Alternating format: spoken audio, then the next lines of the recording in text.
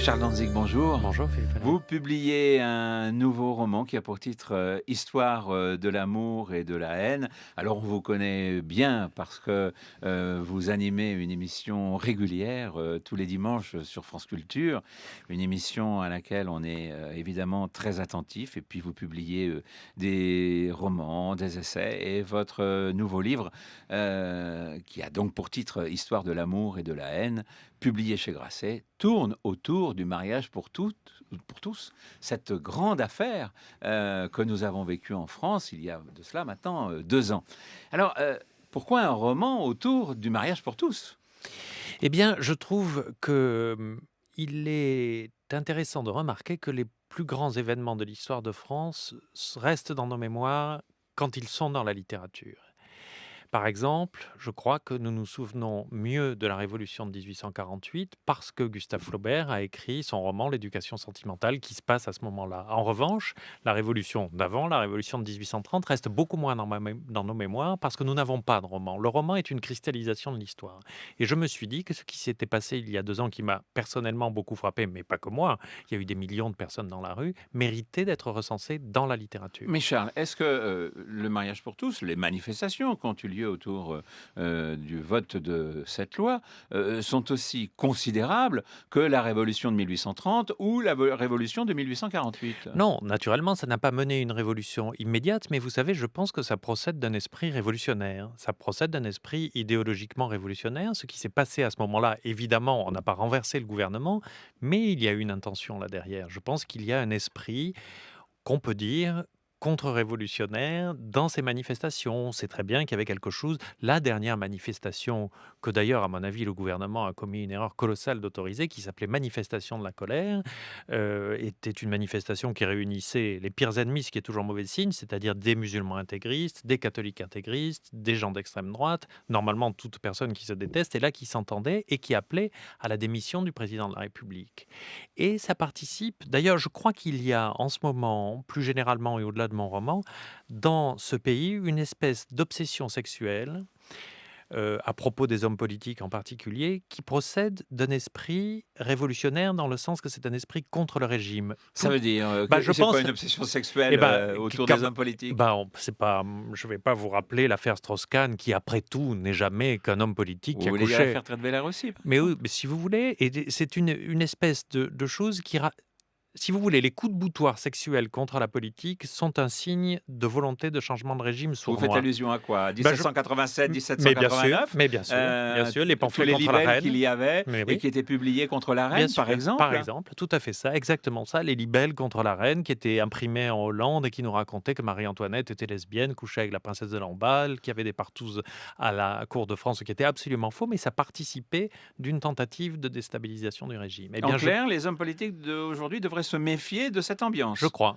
je crois, car, c'est au-delà du mariage pour tous. Je pense il est entré, moi, mon roman commence aux premières manifestations contre ce mariage et finit par les dernières manifestations contre. Je pense qu'il est entré dans la ville de Paris, à ce moment-là, quelque chose qui est très contraire à ce qu'est Paris, si tant est que Paris soit une ville tolérante, libérale, enfin, c'est aussi une chose que Paris se raconte, parce que Paris oublie qu'elle est aussi la ville de la Saint-Barthélemy où on a assassiné les protestants, ou la ville où en mai 40, la police s'est mise au service des Allemands dans la minute. Donc, bon. Mais en tout cas, il est entré dans Paris quelque chose qui n'était pas Paris. Et puis, on a vu pendant des mois des gens manifester pour la privation d'un droit. Normalement, la France, moi j'ai des amis anglais au début de la discussion de ce projet de loi qui me disaient: «Oh, c'est la France, c'est le pays des droits de l'homme, vous allez voter ça en 5 minutes et nous, en Angleterre, on passera pour des imbéciles puritains et réactionnaires». C'est le contraire qui s'est passé. L'Angleterre a voté sa loi en 1 heure, sans débat catastrophique, et en France, on a vu ce que c'était. Et Même d'autres pays aussi. mais comment? Mais la Belgique a voté ça il y a 10 ans, a eu un premier ministre gay, ça passe très bien. L'Espagne, un pays archi-conservateur, où l'Opus Dei, comme vous savez, cette organisation catholique très réactionnaire et très puissante, il y a eu une manifestation ségrégation et c'était fini. C'est très, très frappant. Il remonte du fin fond de la France quelque chose de très, très Et comment vous nauséabond. l'analysez alors? Parce qu'on n'a pas encore parlé du roman, on est un peu dans l'analyse et dans Oui, oui, bien l'essai, sûr, vous avez raison. heu Moyennant quoi, il y a dans mon roman une scène de complot politique à un moment donné où on voit, un député homophobe avec quelques personnes peu recommandables, qui est un écho en réalité que j'ai voulu à la scène de complot dans Le Rouge et le Noir de Stendhal. Je pense qu'il y a un travail vous savez, ça fait 40 ans qu'on nous raconte que mai 68 était une horreur, que la France était, s'est précipitée dans la luxure et l'anti-France. Et il y a un travail d'idéologique contre ça. Ça a été écrit. Il y a eu quelqu'un a dit que ces manifestations contre le mariage étaient un mai 68 conservateur. Eh bien, je pense qu'il y a un travail idéologique. Tout d'un coup, la droite dure s'est approprié Gramsci, qui était ce penseur italien que vous connaissez évidemment, et s'est dit qu'il fallait gagner par la guerre culturelle. Et ils ont fait ça. Ils ont fait ça. C'est un travail très très lent et le mariage pour tous participe de ça. Alors, au cœur, je reviens au roman, parce que ce roman est constitué d'un certain nombre de couples et de personnages, disons 7, 8, mais beaucoup plus en fait, de personnages qui sont là et qui animent ce roman touffu, je dirais plein de rebondissements, plein d'aventures et plein d'humour aussi, puisque J'espère. c'est un des signes, c'est ce qui signe votre écriture aussi, Charles. J'espère, écoutez, en particulier, j'espère qu'il y a de l'humour dans la description d'un personnage homophobe, qui est le personnage d'un député homophobe, puisqu'on est sur France Info, parlons un peu plus de politique. Moi, ce qui m'a intéressé, c'est de m'approprier dans le roman un type de personnage qui, à ma connaissance, n'existait pas, c'était l'homophobe. Ça n'a jamais été écrit, sauf erreur, dans un roman. Et ben, je trouve ça très intéressant. Et Dieu sait que des députés homophobes, je ne vais pas en faire la liste, nous en avons tous le souvenir. Il y en a eu, ils ont parlé sans discontinuer, ils ont dit des oreilles, bah, ça m'intéressait d'intégrer ce type de personnage dans mon roman pour voir comment ça marche. Et en plus de ça, je crois qu'il est à la fois violent et pathétiquement comique, mon personnage. Alors, qu'est-ce que vous avez fait? Vous êtes allé voir un député homophobe et vous l'avez, passé à la question? Hélas, il a suffi que j'écoute pendant des mois les sinistres Van Est, Boutin, Guénaud et autres députés de cet ordre-là. Et vous savez, parfois pour créer un personnage de roman, il faut ajouter des choses. Quand on crée un personnage de roman, il faut ajouter des choses à des personnages de la vie pour le rendre plus consistant. Là, pour mon personnage d'homophobe, j'ai dû en enlever. Si j'avais décrit un des députés que je viens de nommer tel quel, on m'aurait accusé d'exagération. J'étais obligé d'enlever des choses. Mais est-ce qu'il n'y avait pas de la naïveté de l'autre côté? C'est-à-dire de ceux qui étaient favorables aussi, au mariage pour tous?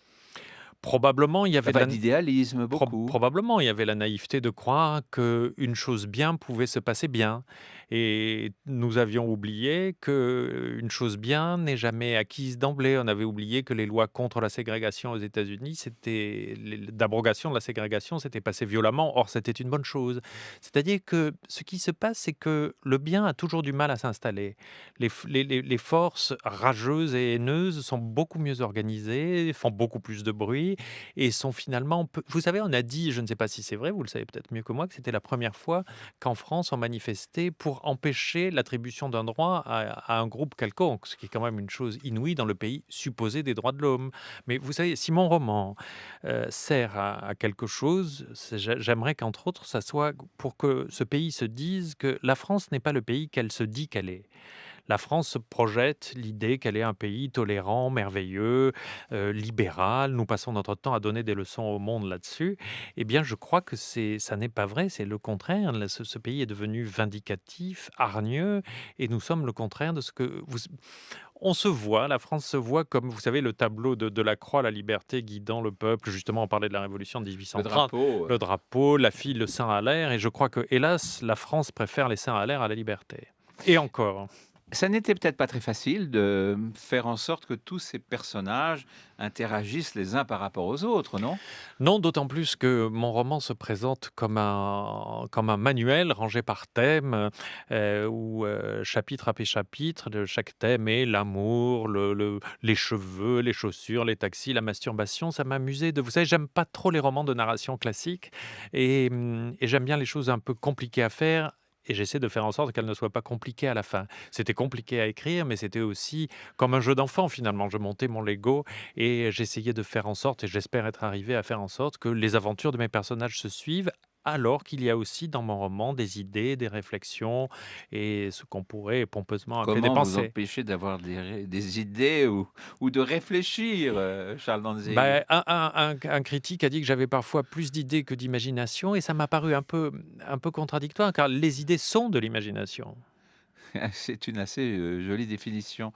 Au final, il y a un personnage, qui vous plaît plus qu'un autre Oui, dans ce pour livre? moi, enfin, il y a 7 personnages principaux parmi beaucoup d'autres et le personnage que je préfère d'ailleurs, je suis assez, flatté car il s'est créé un hashtag, vous savez, Oui. sur Twitter, c'est le hashtag Ferdinand et c'est le personnage du jeune homme qui s'appelle Ferdinand, qui est le fils de mon député homophobe, qui est un jeune homme de 19 ans, 20 ans, dans le livre, qui découvre qu'il est gay et qui est amoureux, comme ça arrive parfois, d'un étudiant, de sa fac qui lui, préfère les filles et ça m'intéressait de parce qu'il est charmant, il est beau, il découvre cette chose toujours un peu compliquée à découvrir même dans les temps contemporains et puis il dit une chose qui je crois est intéressante, je la lui fais dire donc j'espère qu'elle l'est. Il dit ceci: «Les noirs ont des enfants noirs, les enfants noirs ont des parents noirs, les enfants juifs ont des parents juifs et les enfants gays, jusqu'à nouvel ordre, ont des parents hétérosexuels». Eh bien, ça change infiniment et c'est son cas à lui, puisque son père est non seulement hétérosexuel, mais homophobe, le malheureux.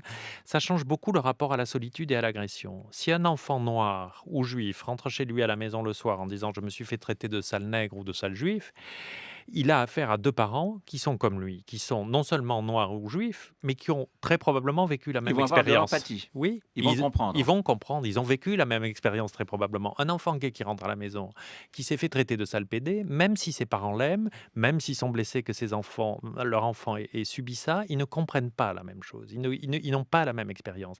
Les enfants gays vivent dans une solitude qui est beaucoup plus difficile à assumer. Je crois que c'est la seule minorité du monde qui ait cette expérience-là. Charles Danzig, au final, l'histoire de l'amour et de la haine, le mot haine, c'est une question, que je vous ai déjà posée, mais je tourne autour. Haine, c'est pas trop fort quand même? Non, je ne crois pas. Vous savez, Philippe Vallée, je crois qu'il faut arrêter de penser que nous vivons dans une époque un peu chaotique où les mauvaises choses peuvent arriver. Les mauvaises choses sont là. Le problème avec les choses exagérées comme la haine ou comme le mal, c'est qu'il n'y a pas un panneau à l'entrée comme dans un village pour dire le mal commence. Je ne veux pas dire que que Hitler est aux portes, mais enfin, quand dans les périodes graves, les choses très très mal se passent, ça se passe progressivement et on continue à vivre. On déjeune à midi, on téléphone à ses amis et le mal s'installe et on ne s'est pas rendu compte qu'il était là. Moi, je pense qu'à un moment donné, il faut nommer les choses. Je pense que nous vivons une époque haineuse, qu'il y a des salauds et qu'il faut dire qui c'est. En tout cas, le livre est un livre formidable. Charles Danzig, je rappelle le titre Histoire de l'amour et de la haine, publié chez Grasset. On est au début du mois de septembre, au moment où est enregistrée cette interview, que vous pouvez donc voir.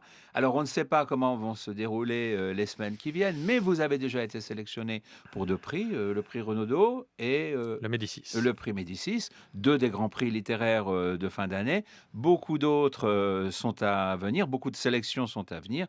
Et puis, à un moment ou à un autre, on aura le nom du lauréat, en espérant, évidemment, Charles, que ça soit vous. Portez-moi chance. Ouais, j'espère. En tout cas, je vous souhaite de continuer et de nous entraîner comme vous le faites tous les dimanches, je le disais sur France Culture, dans cette aventure de la langue, du texte que vous aimez tant. Merci beaucoup, Charles Merci, Philippe Danzig. Vallée.